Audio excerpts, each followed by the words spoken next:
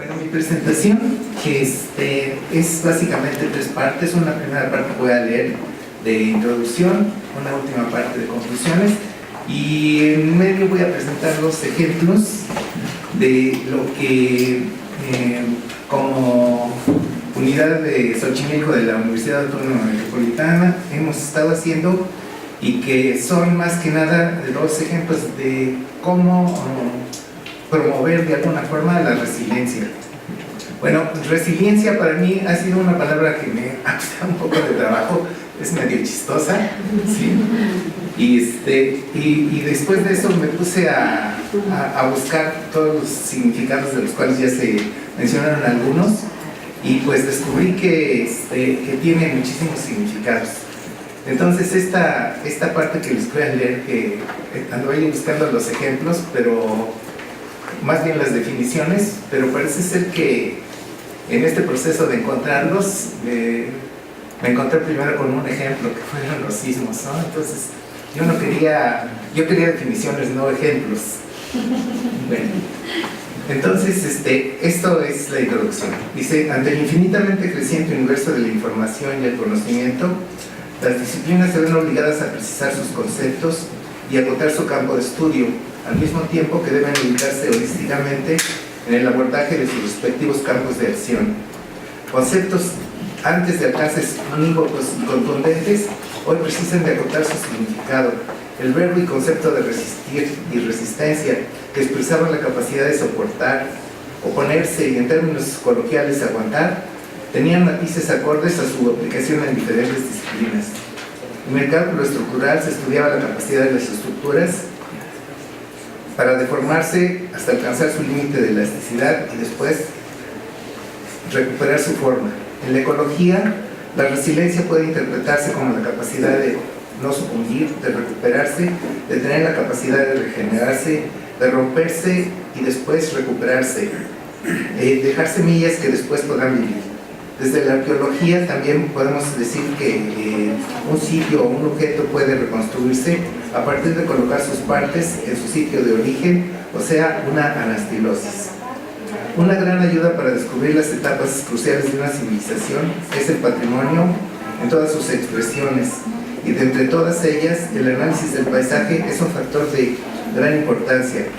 El estudio de los restos de paisajes destruidos y su comparación con paisajes vivos pueden enseñarnos cuáles son los puntos críticos en donde un paisaje se acerca o llega al límite de su capacidad para resistir y finalmente romperse, o cómo y dónde aparece la capacidad de recuperarse y volverse resiliente. El otro elemento que tengo en mi presentación, que es la cuestión del factor humano, sería la siguiente. En el caso de las ciudades es difícil definir el nivel general de resiliencia sin antes tomar en cuenta los elementos parciales que la conforman, y que en forma resumida podemos agrupar en dos categorías: los seres vivos y el territorio. Los seres vivos activos y con capacidad de movilidad y cambio, y el territorio como el elemento pasivo que da soporte físico a las actividades y desarrollo de los primeros. El territorio se desgasta y transforma física y químicamente. Una roca se convierte en arena, un cuerpo de agua se evapora, se congela o se fusiona con otros elementos. Los seres vivos, en cambio, con su capacidad de adaptación, su constante movimiento, crecimiento y evolución, dotados de flexibilidad, tienen la capacidad de enfermarse, sanar, reproducirse, modificar sus hábitos, incluso pueden pensar, tener ideas y creencias, pero ambos seres vivos y territorios se conjugan para crear paisajes y, unidos por el tiempo y las características socioambientales y culturales, dan valor a lo que llamamos patrimonio, y en este caso específico, paisajes patrimoniales. Bueno, las ciudades son ejemplos de paisajes artificiales que los seres humanos construyen a partir de un territorio. Así pues, se podría afirmar que el territorio es la parte resistente del paisaje, mientras que los seres vivos, animales, plantas y seres humanos son la parte que aporta la posibilidad de resiliencia biológica y psicológica. La arqueología nos permite conocer los restos materiales de una ciudad abandonada o en ruinas, y las ciencias de la naturaleza nos permiten escudriñar las características resilientes de las especies, pero es el tratamiento fusionado que los humanos dieron al territorio y sus construcciones lo que nos comunica el grado de resiliencia o la falta de esta que originó un posible abandono o permanencia. En el fondo de toda resiliencia radica el pensamiento positivo, la voluntad de vivir y aún el efecto y hasta la dependencia emocional, todos ellos factores subjetivos cuya incidencia solo puede ser apreciada a posteriori, es decir, una vez que un organismo demostró su resiliencia. Aquí traigo algunos ejemplos de resiliencia, pero fundamentalmente quiero citar los terremotos que sacudieron varios lugares de México en 1957, 1985 y 2017. Sin embargo, también hay ejemplos de resiliencia de menor escala, aunque no de menor importancia, y los encontramos en los cuales, en casos en los cuales se busca la sobrevivencia de especies vegetales y animales, espacios patrimoniales o aún de sitios que sin reconocimientos oficiales se convierten en patrimonio de la gente. Entonces, los ejemplos que voy a mostrar ahora son el caso de un jardín de plantas medicinales y aromáticas en Xochimilco y también el caso de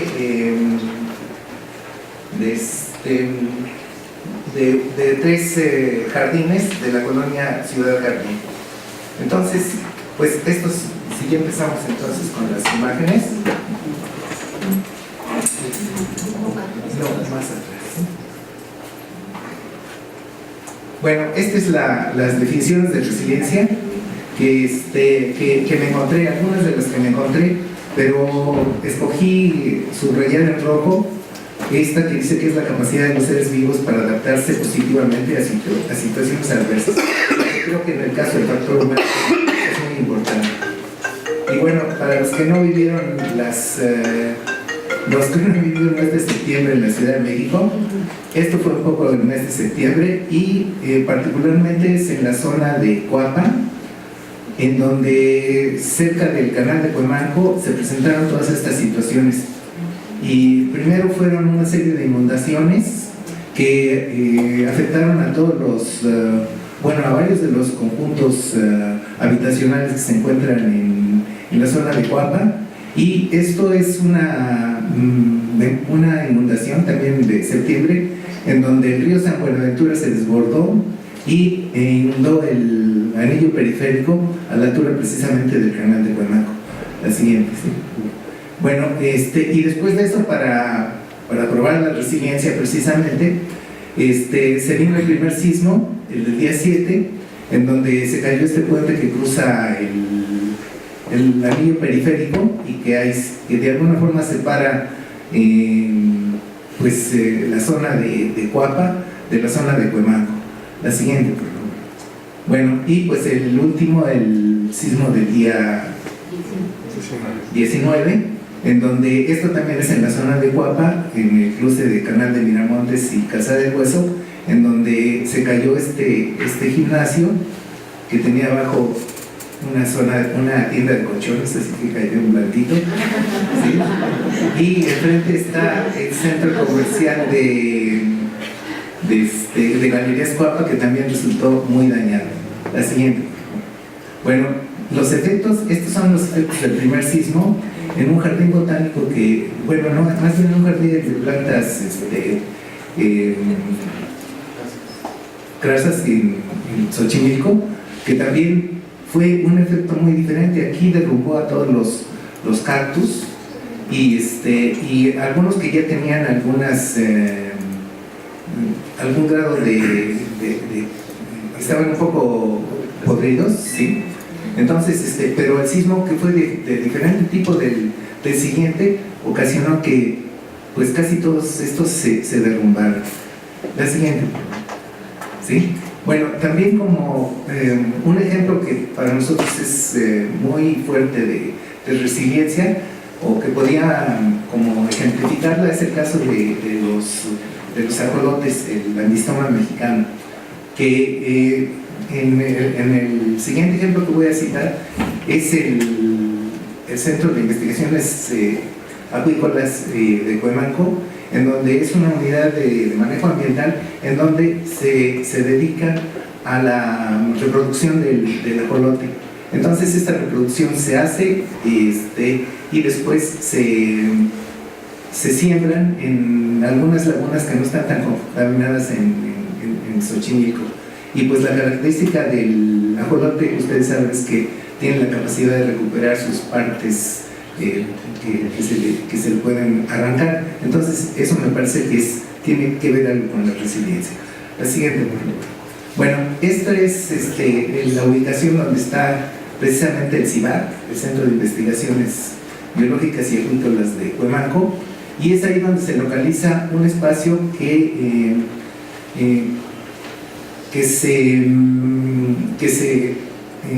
se ha hecho con la finalidad de reproducir plantas aromáticas y medicinales. Es el Jardín de Plantas Medicinales y Aromáticas de Xochimilco, que es el que se está señalado con la estrella, y que es un espacio donde se vincula el antiguo canal de Cuemanco, que es todavía de los canales de Xochimilco, y la pista olímpica de canotaje, que es de las instalaciones olímpicas. En este caso, pues esa es otra cosa, porque el terreno donde está ubicado el CIBAC está hecho, bueno, está montado sobre los desechos que surgieron de las demoliciones del sismo de 1985.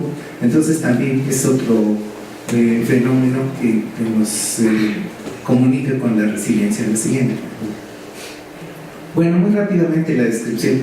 Este es el espacio que se hizo para, que se diseñó para el cultivo de estas plantas aromáticas y medicinales. Entonces, bueno, ha tenido diferentes etapas. Es un proceso que nos llevó como 7 años, desde que se solicitó el terreno para establecer el jardín hasta la fecha, en meses pasados, que ya se puso en funcionamiento.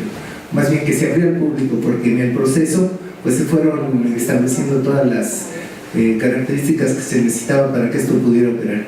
Entonces hay un croquis del lado izquierdo, donde ya eran un poco en un trabajo interdisciplinario, lo que se llevó que era la mejor forma de tener un espacio donde se pudiera dar enseñanza, donde pudieran hacerse prácticas los alumnos y donde pues fundamentalmente se pudieran desarrollar las plantas medicinales y aromáticas. El siguiente ya es una planeación hecha por la parte de los biólogos que trabajan en el proyecto, y finalmente está ya un mapa que se hizo ahora que ya está funcionando el jardín, con las especies que se establecieron. La siguiente. Bueno, esto es un camino que no existía para llegar al jardín y que se hizo con elementos reciclados. Estos adoquines se obtuvieron del levantamiento de algunos espacios que había en la Lagoon Xochimilco y que después se utilizaron para poner nuevos edificios. Inclusive los bordes que contienen esta circulación están hechos de polines que se utilizaron en la misma obra para tratar de utilizar un material que fuera de alguna forma reciclable. La siguiente. Bueno, algunas cosas que se tuvieron que hacer. Este puente se hizo nuevo. En la parte de la esquina superior derecha se ve cómo era el antiguo puente. Este es el puente nuevo que tenemos. La siguiente. Y esta ya es las características que fue adquiriendo el espacio del jardín de plantas. Al final se ve una trajinera, que también era una trajinera que tenía la universidad y que pues con el tiempo se pudrió, pero que la intentamos utilizar como un elemento de remate ya desde el punto de vista de diseño del paisaje para este espacio. Y ahí se ven ya cómo quedaron planteadas los diferentes espacios para las plantas medicinales. Bueno, esta es otra vista. Se intentó hacer algunos elementos que reflejaran las características de Xochimilco. Se puso una pequeña fuente, bueno, tratando de semejar uno de los canales de Xochimilco. La siguiente, ¿sí? Y bueno, este es el complemento que tiene el jardín. En el jardín Cada sábado se dan pláticas para gente que acude como voluntaria a trabajar en el jardín. Entonces, las pláticas son el último sábado de cada mes. Se da una plática sobre diferentes temas, todos vinculados con el cultivo de plantas o de la ecología o de las especies que se tienen en el jardín. Y después de eso, la plática dura más o menos una hora, ya se hace una práctica viva y se les proporcionan elementos a las personas para poder trabajar en el jardín de plantas, ya sea cuidándolas, recolectándolas, sembrándolas, etc. La siguiente. Bueno, esto es de alguna forma cómo va creciendo el jardín, cómo se van creciendo la vegetación. La siguiente. Este era el aspecto original que tenía el espacio que nos asignaron para el jardín. La siguiente. Y finalmente esto es pues como está después de una temporada de lluvias el jardín, ya con un letrero que lo identifica. La siguiente. Bueno, el siguiente ejemplo es un ejercicio que hicimos con una comunidad de la colonia Ciudad del Jardín en Coyoacán. Esta es una comunidad donde uno de mis exalumnos nos invitó a trabajar con ellos, y a partir de esta invitación empezamos a trabajar con un grupo de alumnos de la universidad. Me voy a ir más rapidito con la siguiente, por favor. En también se dieron pláticas tratando de involucrar precisamente como tratar de crear resiliencia en la comunidad, o sea, que la gente estuviera enterada por qué era importante la conservación de estos 3 jardines que tienen. La siguiente, por favor. Entonces fueron pláticas sobre agricultura urbana, sobre insectos, la siguiente sobre aves, se les distribuyeron también material para que ellos se hicieron prácticas de siembra. ¿Sí? La siguiente. Y también en la parte arquitectónica, con un grupo de alumnos trabajamos en el replanteamiento de la organización de este espacio, que tiene características que datan de esta colonia cuando se fundó alrededor de mediados del siglo pasado. Y estos son un poco los resultados que tuvimos. Hay 3 parques, uno que se llama Bugambilias, otro que se llama Xotetingo y otro que se llama Jacarandas, y es como tratamos de... Sí, la otra tiene que darle dos toques. Bueno, finalmente, pues estas eran algunas de las propuestas que hicieron los muchachos para ubicarlos ahí en el conjunto. Y nada más déjenme leerles un cachito de las conclusiones. Bueno, a nivel de las conclusiones, les leo lo siguiente. En un momento en el cual los epicentros cambian de lugar, las preocupaciones giran en torno a muros kilométricos, las instituciones son rebasadas por los personajes, el negocio se privilegia sobre el territorio, la venta de armamento y drogas parecen regir la vida, el agua es un recurso cada vez más escaso o demasiado abundante, y la población busca desesperadamente dónde resguardarse. El paisaje pierde terreno literalmente ante las metrópolis, cuyas preocupaciones ante el cambio climático, el terrorismo, la basura, las fuentes de energía, los migrantes y refugiados, hace que se desentiendan del paisaje o lo privaticen, sin haber aprendido que la belleza no solo del paisaje es un valor agregado fundamental de la vida y un sustento para la sana convivencia. La ciudad, la arquitectura y la metrópoli cambian en la medida que los hombres les transforman, y todos sabemos que los cambios son para siempre, pues el tiempo no da marcha atrás. En ese sentido, la resiliencia es una capacidad cuyos resultados son solo relativos, aparentes y transitorios. Una persona puede tener una capacidad de resiliencia que tarde o temprano se agotará. Lo mismo pasará con el paisaje y las metrópolis. Solo nos queda resistir, reforzar la capacidad de resiliencia de la población, ejercer los derechos ciudadanos, crear y recuperar las redes de ciudadanía, contener a los factores negativos como la corrupción y promover los valores fundamentales como el respeto y la cooperación.